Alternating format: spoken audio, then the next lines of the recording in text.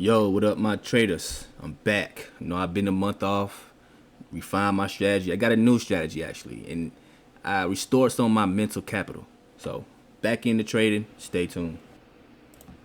Yo, what up, my traders? Back with y'all.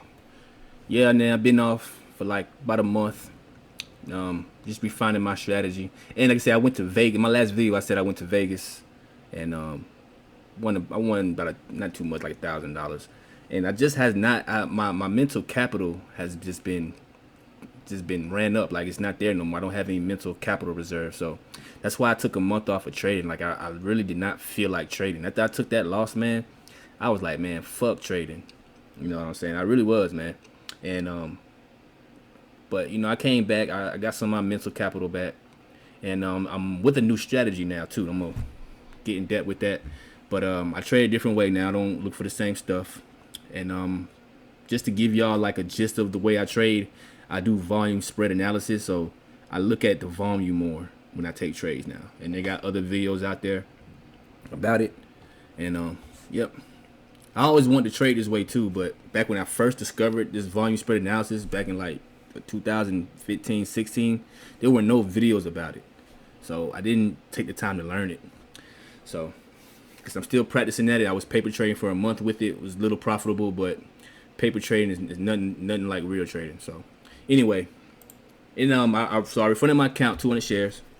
I got about $700 in my account. I just put like $700 in my account. So anyway, first trade of the day, I jumped in here 200 shares, 283. DIDI is below $5, so I have no buying power. And I do need to get better with my volume spread analysis, because this is gonna be a loser, but I like that I took this trade because I kept my tight stop. I knew where my stop was gonna be at, and I did get in high. But I'm looking at the 1 minute chart, and we got like a little bit of increase in volume here towards the lows here. So it's kind of like an indicator for me. Like I said, I'm not perfect at it. I'm still working on. I'm still practicing on it. But I think I need to practice with real money instead of paper trading, because I can hold on to a stock forever in paper trading and make a green trade. You know what I mean? And like the emotion's not there. Like this is better for me, trading with real money. So anyway, I jumped in there, and my stop is below this wick. Now it's going to go lower than that because this is not the volume spike. I look for volume spikes now, to the downside. So my strategy, I do catch falling knives. Not I do that, but yeah, I need to just watch on how I catch these falling knives. This is different, man. I trade differently. I'll explain that better. So anyway, we got an increase in volume down to the lows and the wick. So I know I get a stop. So I don't mind taking a loss here. I only got 200 shares. It's not that big of a loss.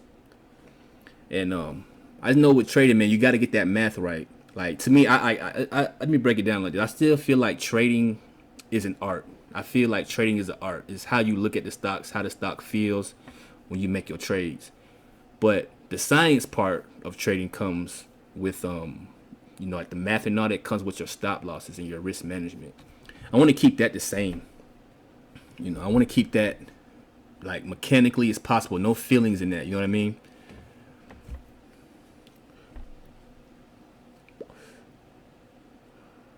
But the way I trade now is more of an art to the way I trade now. It's not like, okay, the candle has this much volume, I need to trade. No, it's more of how it looks relative now. And this volume was the highest bar relative of the last 1, 2, 3, 4, 5, 6 bars, but it's just not going to bounce because this is a $2 stock. I don't see how people can trade this $2 stocks below anything below $5, man, like consistently and make money. Like I know you gotta load the boat with like 1,000 shares, 5,000 shares and stuff like that and just sell, but I mean I'd rather just buy like 1,000 shares and at a $5, $6 stock and get the same move. You know what I mean? I don't like these $2, $3 stocks. So anyway, I'm gonna get started. It was consolidating here, which is I thought it was gonna get a little spike up, but look at here. And this is why this failed. Look at after this candle here, which was the highest volume bar of the low, right? Look at the reaction after it, the result. The volume is low here, and it made a high here, but the volume is just too low here. So when it came back down here to test its lows, there was no demand. Like, I'm telling you, man, the way I trade is about the supply and that demand, man. You see, I got the little rectangles up there, like all the other the YouTube videos I've seen. But yeah. So I feel like I'm understanding how it moves in volume and charts. I understand a little better, but there's no volume here. That's why there's no demand here. That's why the volume is so low here. There should be volume. There should be high volume here at the lows if they want the stock to go up. I said, I'm just like I said, I will explain that better. I will get in depth with that once I start trading it more. But I've read a couple of books over the last month about this way of trading VSA, volume spread analysis. I even bought a course about it, on it.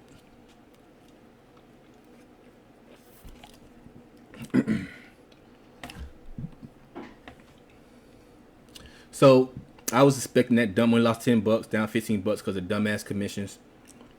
So I was expecting that that loss because the volume there was no demand, no volume stepped up there to make the stock go higher. So next trade here, we're on AVYA. This is nothing was really moving today. It's a slow moving stock, slow mover today, and I traded AVYA. It's I don't know the floor of this stock, but I don't even like how thick this is. But like I said, I'm practicing this VSA trading, and I kind of need to practice it with low volume. So I'm gonna break this down here again. So we're coming down the downtrend, so like it's this Richard Wyckoff stuff too, man, about VSA. I read his book. So this could be like the accumulation phase. You gotta know these phases of the market. This could be the accumulation phase where it wants to start going up. And the way I identify it is I want to see wicks on the bottom. So that's all I'm trying to do. I'm just trying to catch the start of the accumulation phase. So we got a support here. So we got some support here on this candle here on the 1 minute now, but it's low. So that's why it came down a little bit lower if it did. And then we got this bar here. Now this I don't consider this a support bar because it didn't really touch down here. Even though this is a good indicator that the stock could go up because we have some volume coming up here at the lows. But I like when candles look like this. You get a wick with the nice little volume spike. And this is about half of this bar. So see, that's where I say it's more than half, but that's where I say where this VSA, when you trade this way, it's an art, it's an art to it. So why I took this trade here was when I turned to this stock, I saw that, okay, we got a nice volume spike. I looked at the last support level, what the volume did there, which is about these two bars here, what it did here. This bar here is higher than that bar, and this bar here is almost as high as this one. So that tells me we got some buying, we got some support. So we got some low volume here. Then it started ramping up. So I came in here. I took a trade around this level here at 539, right? As we're coming up here to this level here. Now this stock is still low in volume. There's not a lot of volume, but there's a way you can tell where there's lack of supply at these levels. And the way you can tell what that is, you want to see low volume on the way up. It's all about imbalances, man. Like, I'm trying to trade imbalances. All right. I might sound like I'm new to this. I don't really know what I'm talking about, but don't worry, I will know. I will be able to articulate this a lot better. So I just like to trade imbalances here, and I'm gonna get out this trade. I'm gonna get out this trade for like a little win because I was just trying to the stock's not moving enough for me to want to be holding. But this stock actually went all the way up to the 550. So that's a botch trade. I know I was at work and I just got tired of looking at this stock, man. I was literally falling asleep watching this stock. Right there, if I had like 500 shares, it'd have been a good trade. See, it went to 47. I mean, at 39 went to 47. It actually goes to 50, man. I should have took that. Should have took like 500 shares here. Been a nice day. But now I've traded through this VSA. I'm gonna take 300 shares at first. Just wait. Just wait till I master it. So now I'm only down $3 on the day. And look at this guy. I went to the short side, man. I took a short on this same stock. Look at this short play. I damn near top ticked this short play. I will be going short more, but only if I see like. I didn't want to pay for shorts because there's no volume. I didn't want to pay for nothing. So I just took this short only because it's shortable. So I got in short at 524. Right. It's not moving. This volume, it sucks, man. Like it's moving like 7,000 shares a candle, man. It's very, very light volume, but it's okay to practice your strategy on low volume like this. You guys keep the tight stop because you can get ripped on anytime. You know what I mean? Keep your stops tight if you trade on low volume. Don't do it with a lot of shares because you get ripped on. Anyway, so I'm in at 524. Stock's not moving. And I'm gonna get a better entry. As soon as I get past this little part, it's gonna be a better entry that I should have waited for. Here it goes. So here it goes. I'm sorry. Go look. See that? So look at that. Look at that. Now this happened on low volume, but this type of behavior, this action here happens on high volume as well, with more volume, more shares going through. But look at this spike, right? This is about far the highest volume spike here, right? It's not that high, but this is like the highest spike of the 1 minute of the last 20 bars, right? And you see, I got more indicators, y'all. I got the Bollinger Bands, I got the 50, I got more indicators on my chart. I might clean it up, but it's a strategy I learned too. I didn't learn it. I guess I did learn it, but I do with the Bollinger Band is if the stock is traded at the top here like this, I try to look for a short. Try to look for like stuff like this. See, this volume spike here is weakness. This is weakness. This is not strength, man. Like this is a sorry breakout. So I don't like that breakout. It's weak to me. It's a weak breakout. So, and I'll get in depth about explaining that more about the volume climax bars and all that type of stuff. Cause this is exactly what this was. It was a volume up candle volume green climax bar. So right, and I saw that there, I was feeling real good about the trade. I was like, yeah, it should go down. But the stock was just moving so slow that I couldn't really I didn't feel like waiting for it, and I got tired of waiting for the stock to drop. So I take it off like 3-cent profit.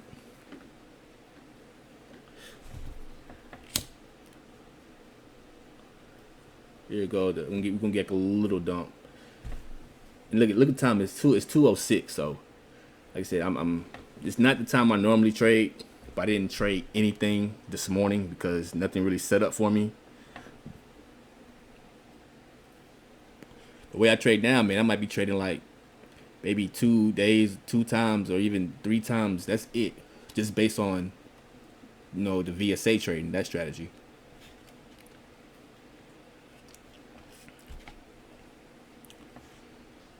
So let me speed this up, man, because I'm finna end this video. So it's going down. Speed up some more. All right, so I took it off right there. Nothing happened, y'all. I don't want y'all to sit through that. I took it off right there. I made 4 cents. I made 3 cents. I took it off for $9. Took it off for $9 right there. I just want to show you my P&L. Do I show you guys? So look, I'm only made 8 cents today because of the commission. Really made 24. Commissions wiped me out. Only made 8 cents. Bring it all the way up. Nope.